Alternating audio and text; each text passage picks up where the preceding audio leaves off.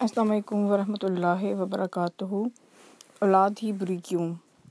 آج کل والدین اولاد کو برا کہتے ہیں اور خود اپنے بچوں میں سے جو مالدار، جاگیردار اور کھاتا پیتا بیٹا یا بیٹی اس کی ناجائز طرفداری کر کے اس کے حمایتی بن جاتے ہیں، اگرچہ وہ بچہ یا بچی منفی سوچ کا حامل ہو یا منافقانہ سوچ رکھتا ہو یا خاندان میں دراڑیں پیدا کرنے کا سبب کیوں نہ ہو۔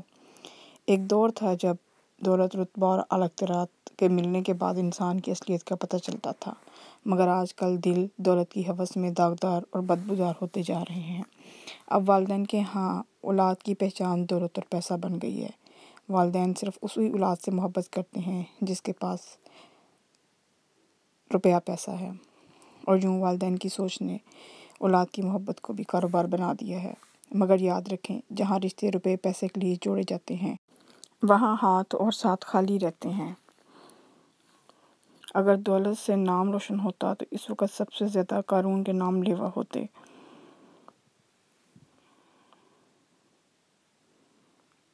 اولاد دنیا کے دیے ہوئے دکھوں پر جی لیتی ہے، مگر ماں باپ کی ناقدری مار دیتی ہے۔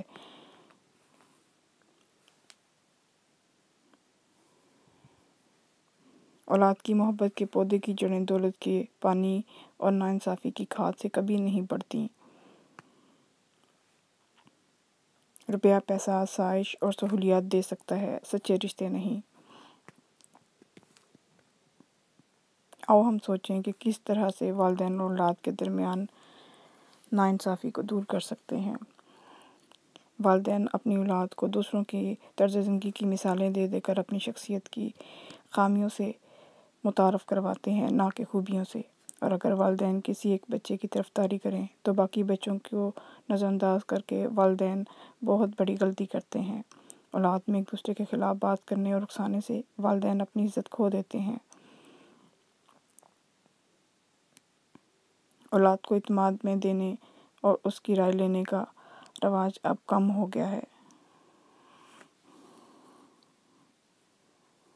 اگر اولاد کی عزت اس کے رتبے، مرتبے اور دولت کی بنا پر کی جائے تو اس سے بڑی جہالت کوئی نہیں۔